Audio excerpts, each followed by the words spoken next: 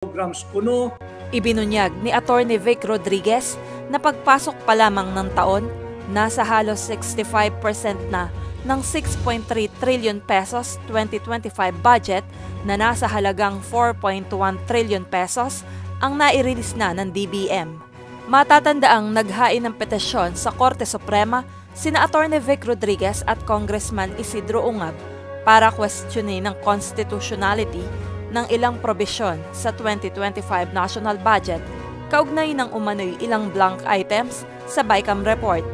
Ayon kay Atty. Vic Rodriguez, tila minadali ng kasalukuyang pamahalaan na mai-release ng Department of Budget and Management ang nasabing pondo, pati na rin ang unprogrammed funds na napopondohan lamang kapag may sobrang kita ang gobyerno ay nai-release na din sa unang buwan pa lamang ng taon.